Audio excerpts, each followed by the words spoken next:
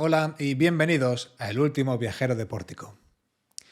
Lleva carcomiéndome por dentro desde el 2020, más o menos cuando terminé de leerme el libro y después vi la película y no sé yo si ya tenía el canal hecho de El último viajero de Pórtico o estaba en ello y demás, pero me lo leí sin tomar notas ni nada y sentía que tenía muchas cosas que decir al respecto y quería hacerlo bien.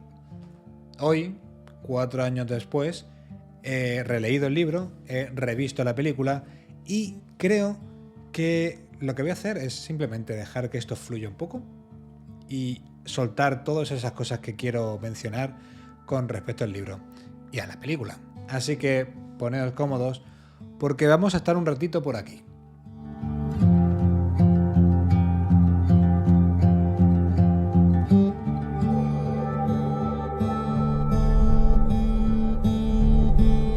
Antes de empezar, quiero aclarar dos cosas, porque en el otro vídeo, en el vídeo anterior no lo hice y creo que no está bien, no está bien. Pero, cosa número uno, esto, a pesar de que voy a hablar del libro y la película, no es una comparación de ver cuál es mejor, libro o película. Si lo que os interesa es eso, os lo digo ya, el libro es 1000 veces mejor que la película. Este vídeo no sé todavía de qué va, sinceramente. Ya he escrito el guión y todo, pero no estoy seguro de qué va todavía. Pero sí sé que no quiero simplemente decir, este es mejor por esto, por esto, por esto.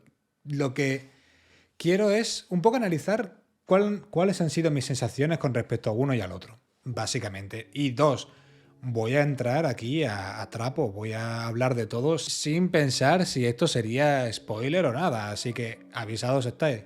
Va a haber spoilers, muchos, todos los spoilers del mundo. A lo mejor hay alguna cosa que no la menciono simplemente porque no tengo que mencionarla, pero si no, pues sí voy a hablar sin problema. Así que te recomiendo que te leas el libro. Si te da mucha pereza, que te veas la película. Y después de este vídeo yo creo que te vas a querer leer el libro. No sé, vamos a probarlo. ¿De qué va la historia?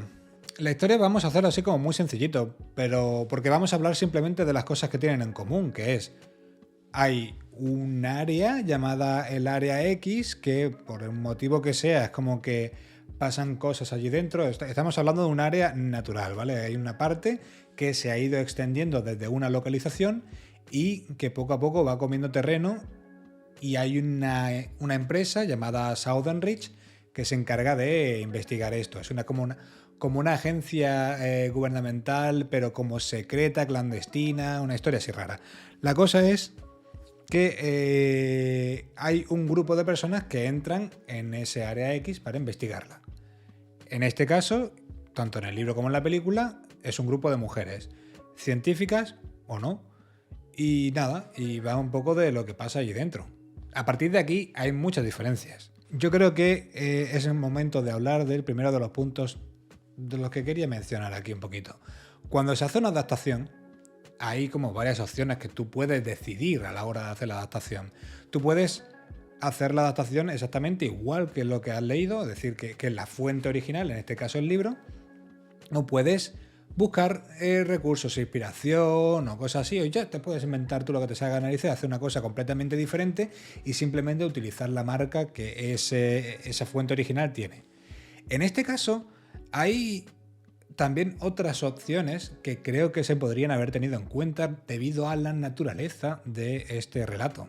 Por un lado, tendrías la opción de contar la historia de otra expedición. Tanto el libro como la película tratan la 12ª expedición a el Área X llevada a cabo por Southern Reach. Y esto podría haber sido como un punto en común que habría tenido un poco al espectador pensando que estamos hablando de lo mismo, pero en el libro hay un momento en el que la protagonista descubre que en realidad ha habido muchas más incursiones al Área X. Y no sabe muy bien el motivo, no sabe muy bien por qué se dice que solamente ha habido 12, pero se nota que ha habido muchas más. Entonces, a mí esto me parece genial porque si lo haces así, lo que puedes hacer es hacer creer al espectador que se trata de la misma historia, porque el espectador, si el espectador no se ha leído el libro, no pasa nada. Tienes una historia basada en el Área X y Southern Reach y de puta madre. Pero si se ha leído el libro, vas a poder jugar con el espectador para hacerle creer que está leyendo la misma historia con modificaciones, cambios creativos, digamos. Si el lore se mantiene, si lo que es el trasfondo se mantiene intacto, el espectador puede decir, bueno, a ver, ha decidido mantener esto y contar otra historia del mismo rollo, tal y cual. Ha habido cambios aquí. ¿Qué es lo que pasa? Que luego, cuando descubras que en realidad se trata de una expedición posterior o anterior a los actos narrados en el libro, aquí te quedas con el espectador. Otra opción para hacer una adaptación del libro, pero sin tener que relatar exactamente lo que cuenta el libro, es jugar con las lagunas mentales de los protagonistas. Esto viene porque en la película yo recordaba que en algún sitio se decía que las protagonistas no recordaban cómo habían llegado a ciertos sitios, no recordaban el haber preparado el campamento, no recordaban haber estado caminando 4 días. Esto en el libro no sé yo si lo dicen tal que así, pero en la película sí lo dicen porque la he visto hace 2 días. Así que en la película se dicen que ¿recuerdas cómo hemos llegado hasta aquí? Hemos estado 4 días de camino y la otra persona es como imposible, esto no ha pasado, tal. Entonces, bueno, estaría interesante a lo mejor que la adaptación, en caso de que el libro hubiese sido así, hacer la adaptación rellenando esos huecos, centrándote en esos huecos de los que no tenemos información y dándole menos relevancia a lo mejor o pasando un poco más por encima a la historia que ya está narrada en el libro, de manera que se podría como contar eventos independientes que hubiesen pasado. Habría sido una opción. Lo que pasa es que, claro, en realidad vemos que luego la historia no tiene nada que ver. Así que ni se plantea... Esto no ha sido una opción que se ha planteado, ¿vale? Entonces, la opción básicamente ha sido cuando el libro se adaptó a película de Netflix, decidieron inventarse una historia peor que la de Jeff Vandermeer y dijeron... Esto, claro, a mí lo que me sorprende aquí es porque si tú haces eso, seguramente tú creas que es mejor. Imagino que el director, que no, es el ex Machina, creo que era, da igual. El director habrá dicho, a ver, esto me gusta más. Algún motivo tiene que haber, especialmente porque hay cosas que dice, a ver, aquí esto puede ser cuestión de opiniones. Puede ser que a ti te guste algo más directo, a mí me gusta como más enrevesado, tal y cual. Este tipo de cosas pueden pasar. Pero hay cambios que ahora veremos que no costaba nada mantenerlos y cuesta más trabajo hacer el cambio que no hacer nada, simplemente. Y lo peor de todo es que es peor. Vamos a ello. Yo creo que lo mejor es dejar lo gordo para el final, para no cansarnos demasiado, y empezar por algo que es muy sencillito, y es el uso de los nombres. O, mejor dicho, la ausencia de los nombres. En la película no hay mucho que decir. Tenemos a Lena, Ventress, Anya, Josie, Cassie, lo cual es un problema para mí porque yo tengo muy mala memoria con los nombres y hay una escena que me dice mucha gracia porque la protagonista entra porque su marido formó parte de la expedición anterior, tal y cual, entonces pues bueno, necesita respuestas de alguna manera. Y hay un momento en el que se ve como una lista de nombres en un pizarrón o una pared o lo que sea. Entonces, claro, a cualquier espectador normal habría visto el nombre del marido y habría dicho, coño, el marido estaba ahí. Yo como no tenía ni idea del nombre del marido, pues digo, pues, a ver, imagino, por lenguaje audiovisual entiendo que cuando me enseñas ese plano me estás diciendo algo. Pero yo estaba completamente perdido, en plan de, pues, imagino, sé lo que me quieres decir, pero no te entiendo. Pero bueno, en cambio, en el libro funciona diferente. En el libro son la bióloga, la antropóloga, la topógrafa y la psicóloga. Lo cual me facilita mucho las cosas, la verdad. Pero ya no solamente eso, ya poniéndonos en serio y no solamente porque hay gente como yo que necesita ayuda, hay una razón detrás. Voy a leer lo que dice el libro al respecto. Nos despojaron de nuestros nombres al segundo mes. En el área X, los nombres solo se aplicaban a las cosas y solo en términos de su etiqueta más general. Era otra forma de distraernos para que no hiciéramos determinadas preguntas, a las que solo habríamos llegado conociendo detalles específicos. Southern Ridge, si no recuerdo mal, es de los pocos nombres propios que se pronuncian. Ni siquiera el área X tiene nombre, se llama área X. Y ya está, o sea, no pasa nada. Cuando construyes algo así, cuando durante todo el libro estás negando esto en concreto al lector, para luego, más adelante, hacia el final del libro, coger y hacer esto. La psicóloga había escrito un nombre en el sobre. Al menos parecía su letra. El nombre empezaba por S. ¿Era el de su hijo? ¿De un amigo? ¿De un amante? Hacía meses que no veía ni oía un nombre pronunciado en voz alta, y ver uno me trastornó profundamente. Parecía un error, como si no fuese algo propio del Área X. Allí un nombre era un lujo peligroso. Los sacrificios no precisaban nombres. Las personas que cumplían una función no precisaban ser nombradas. En todos los sentidos, el nombre era para mí una confusión mayor e indeseada, un espacio oscuro que iba creciendo en mi mente. No sé si habéis visto la película, pero yo la vi literalmente hace 2 días y he tenido que pararme un rato a recordar cómo era la muerte de la psicóloga. En el libro, esta muerte tiene una importancia muchísimo mayor. Primero porque por fin casi se nos da un nombre. Nosotros no lo vemos, solamente sabemos que empieza por la letra S y ya está, y te acuestas. Y me parece genial. Pero sobre todo, la muerte de la psicóloga trae consigo un momento muy especial, otro momento muy especial. Pero es que este para mí es imperdonable que la película lo haya cambiado. Aquí tengo que poneros al día, actualizaros, daros una información importante con respecto a la novela, y es que en el libro la hipnosis tiene un peso muy importante en la trama. Durante el entrenamiento, estas voluntarias han sido preparadas para la sugestión de la hipnosis. Esta hipnosis, según recuerdo o según he entendido, estaba aceptado por las personas que formaban parte de la misión. Tenía una misión como de alentarlas, de dejar que pudiesen descansar tranquilamente, de quitarles de encima estrés y demás. O sea, tenía una función y era aceptada por ella, ¿vale? Pero hay un momento en el libro en el que no tengo por qué entrar a explicar eso, pero bueno, van a una torre que para unas es una torre, para el resto es un túnel.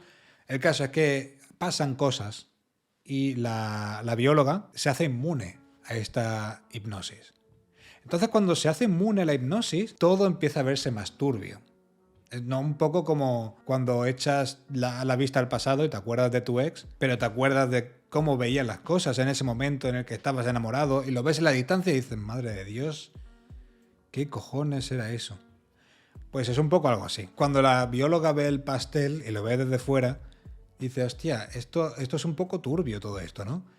Y hay una escena, la escena esta del final, la muerte de la psicóloga, en el que la bióloga se la encuentra y la psicóloga está desquiciada, cree que está ciega o prácticamente ciega, y cuando la bióloga se acerca por detrás, la psicóloga empieza a gritar, loca, ¡aniquilación, aniquilación, aniquilación! Y entonces, claro, una vez que muere, la bióloga revisa en su diario sus notas y sus cosas y te enteras de esto. Tuvo que darle mucho miedo olvidar las palabras con las que controlarnos como para llegar a apuntárselas. La chuleta incluía otros recordatorios como la topógrafa necesita refuerzo o la mente de la antropóloga es porosa. Sobre mí solo había esta frase críptica. El silencio crea su propia violencia. Qué ilustrativo. La palabra aniquilación iba seguida de ayudar a inducir el suicidio inmediato. Nos habían provisto a todas de botones de autodestrucción, pero la única capaz de pulsarlos estaba muerta. Claro, tienes esta opción, a lo mejor es que soy muy quisquilloso, pero tienes esta opción que has estado construyendo durante todo el libro, o simplemente lo que puedes hacer es que al final, cuando te encuentres a la psicóloga en la torre, en el faro, pues diga aniquilación y eche como potas de arcoíris por la boca. Y ya está, sin ningún contexto, sin ningún tipo de sentido. A esto me refiero.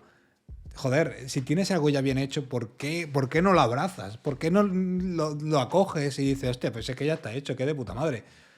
Estas dos cosas que acabo de mencionar son detalles que le dan verdadera profundidad a la historia. Lo de los nombres no costaba nada implementarlo, ya lo tenías hecho. Simplemente, en vez de llamarle Elena, pues le llamas psicóloga. Y ya está.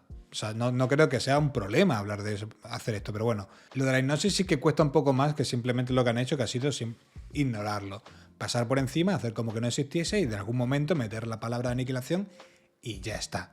Pero para las siguientes, no solo decidieron ignorarlo por completo, o sea, dijeron esto no va a entrar en la película y vamos a inventarnos una cosa completamente diferente. Entonces esto va a ser un poco más complicado. La primera de las cosas de las que quería mencionar aquí es, para mí es peor, pero esto entendería que hay gente a la que le guste más y demás. Yo personalmente prefiero la historia del farero. En el libro, el farero es el señor que vive en el faro, básicamente. Cuando llega al faro la protagonista, la situación es completamente diferente.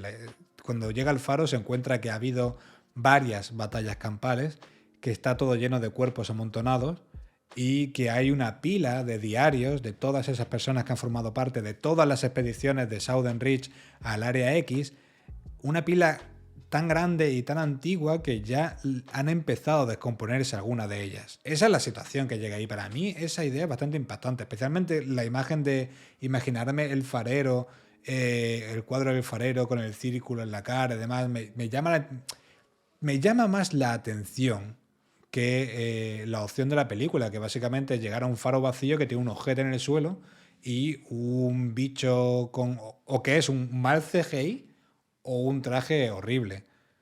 Entonces, personalmente me quedo con la primera. Podría aceptar que hubiese gente que prefiriese la segunda opción, la opción de la película. Pero, joder, no sé yo, ¿eh? O sea, me parece una batalla perdida, pero bueno, cada uno con sus cosas. Ahora, hay dos ideas que me comen por dentro. Porque esto es lo que hizo que adorase, que me enamorase del libro, básicamente.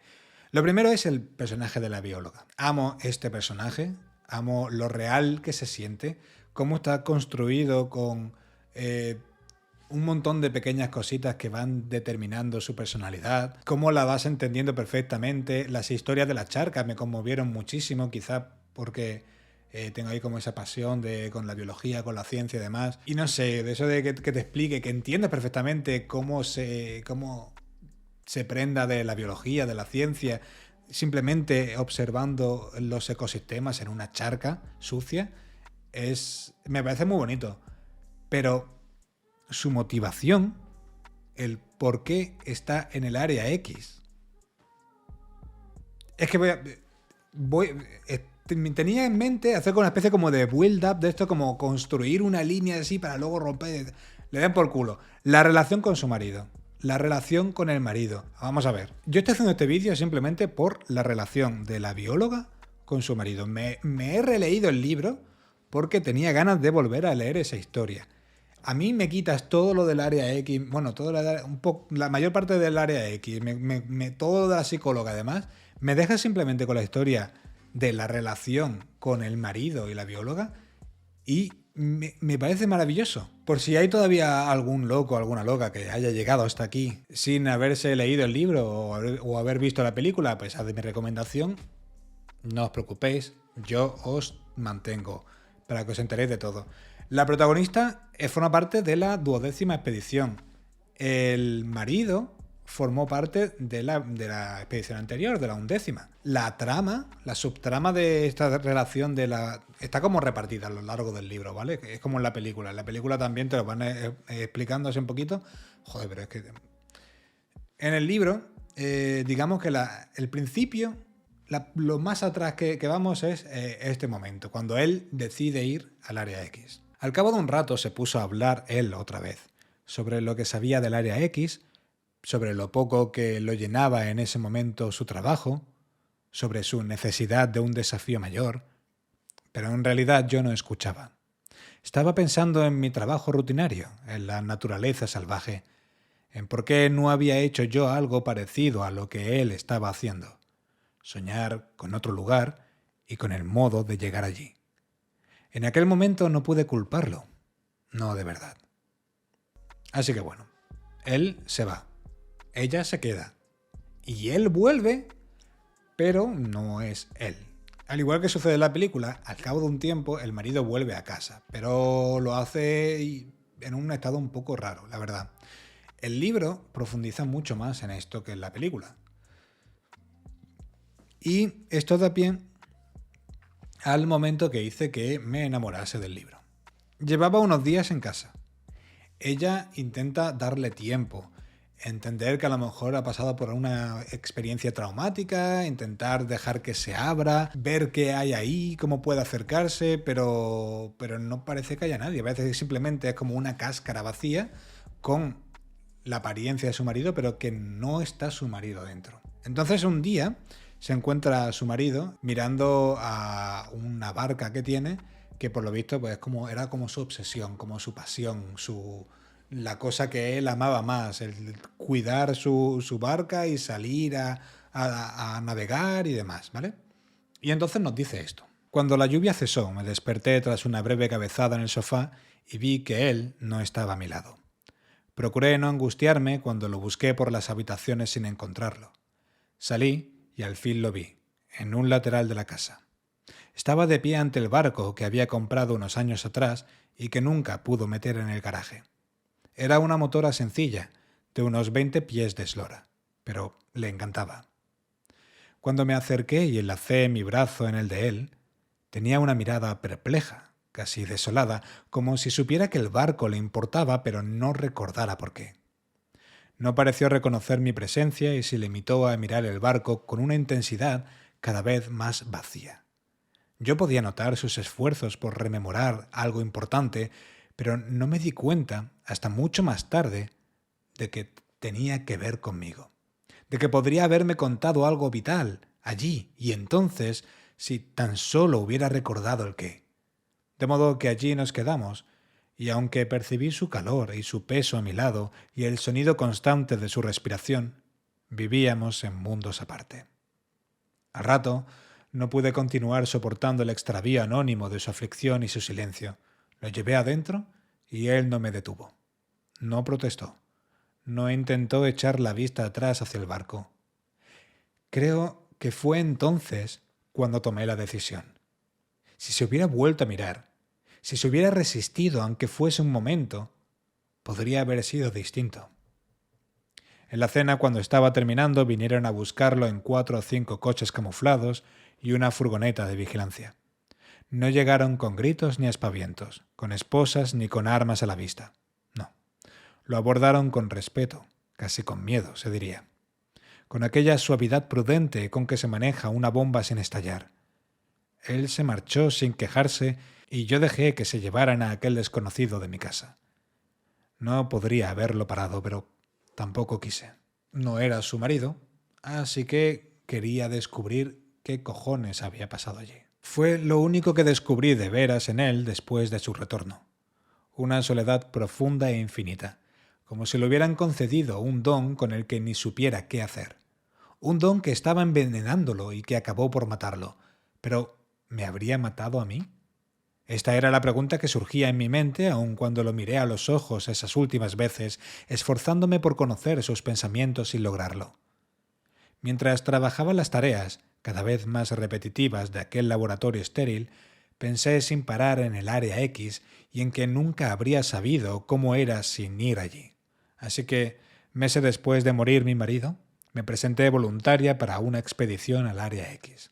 Una vez dentro, leyendo el diario que se encuentra de este, muy oportunamente colocado a la vista para que la bióloga pudiese leerlo, todo se ha dicho, aprendí mucho más de él, de lo que sentía por ella y de lo que podría haber sido su destino. Lenta y dolorosamente, fui comprendiendo lo que llevaba leyendo desde las primeras palabras de aquel diario.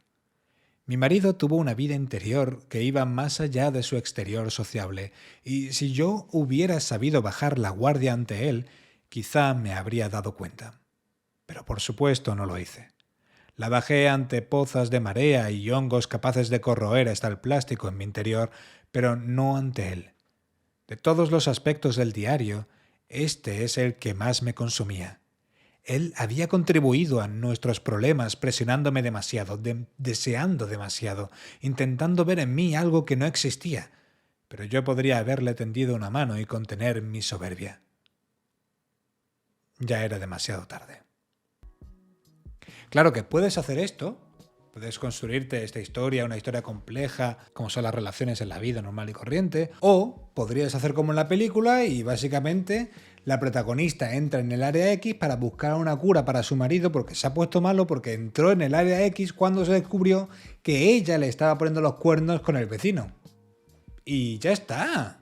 Si al final la gente lo que quiere son cocodrilos pochos en CGI y osos y una metralleta, una Gatling ahí que si puede tener a gente disparando y reventándole la cabeza, mejor todavía. Si eso es lo que quiere la gente al final. No va a querer una historia realista, compleja y profunda de relaciones humanas. Eso no lo quieres. ¿Lo tienes? Fuera. No lo quiero en mi película. Yo creo que ya puedo callarme. En realidad me he calentado bastante. Hostia, madre mía, cuando tenga que editar esto, lo que... Uf. Bueno, no sé. Yo tenía muchas ganas de decir muchas cosas y aquí está. Este es el lugar, en mi canal. O sea, has entrado como has querido y de la misma forma te puedes ir si no era lo que querías. Igualmente, yo espero que de verdad os haya gustado el vídeo. Desde que me leí el libro por primera vez, sentía que tenía que hablar de ello y al final lo he hecho. Si no te lo has leído, todavía estás a tiempo de leértelo. Sabes un poco todo ya, básicamente. Todavía quedan cositas que no he contado, pero igualmente creo que merece la pena. Me gustaría leer algo más de Vandermeer, lo que pasa es que lo tiene todo en inglés. Y me da un poco de miedito leer New Weird en inglés, porque si no me entero de la misa a la mitad en español, pues imagínate en inglés, ¿sabes? Yo qué sé. En fin, dejadme vuestros comentarios, ya sabéis que lo que queráis lo podéis dejar por aquí. Nos vemos pronto. Un besito y queredme. Chao.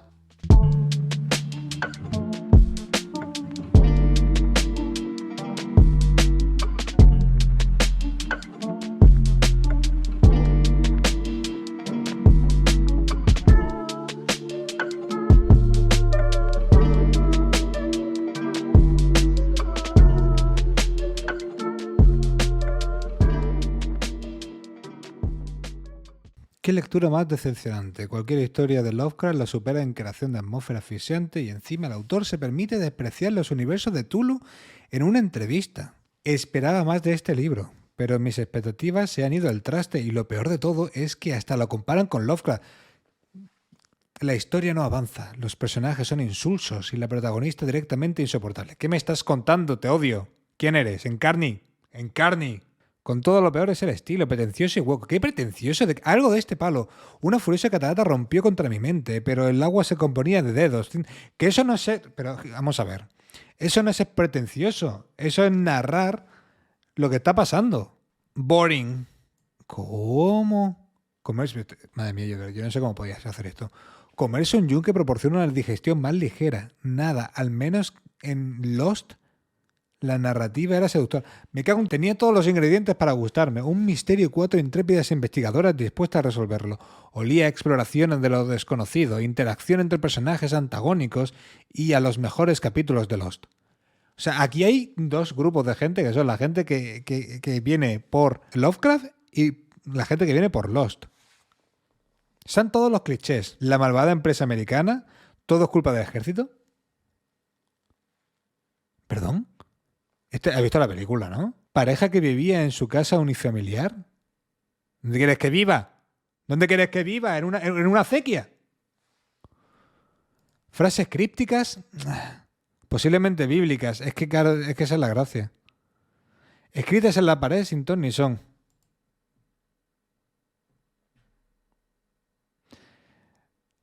Javier, te falta comprensión lectora.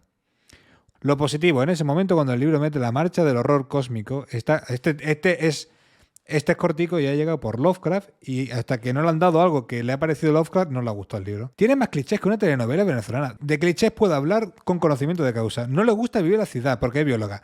Venga ya. ¿Qué problema? O sea, si no haces una bióloga que viva en Manhattan, en el centro de Manhattan, estás haciendo un cliché. El marido tiene las manos fuertes y el pecho amplio, por supuesto. Si esperas que tenga un mensaje o moraleja, buena suerte, tiene muchos mensajes, muchas moralejas, la verdad. El problema es que a lo mejor si no te hacen una fábula de los tres cerditos, a lo mejor te resulta complicado entender las moralejas. Por fin he terminado este libro, sinceramente está en mi top 10 de lecturas más tortuosas. Llegué a él por la película protagonizada. Es que también es que agüita Connie, ¿eh? Son cosas totalmente diferentes y será culpa del libro a lo mejor. Demasiado onírico. Es verdad, o sea, sobre todo la parte del final es infumable. La parte de final es una cosa. Me encanta esto. O sea, no he leído el texto de José Miguel, pero le da una estrella en Goodreads, una estrella de 5.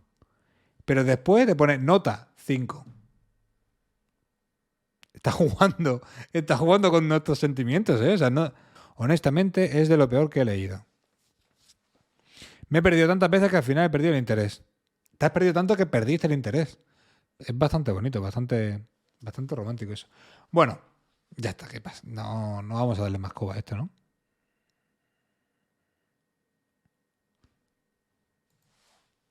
En fin.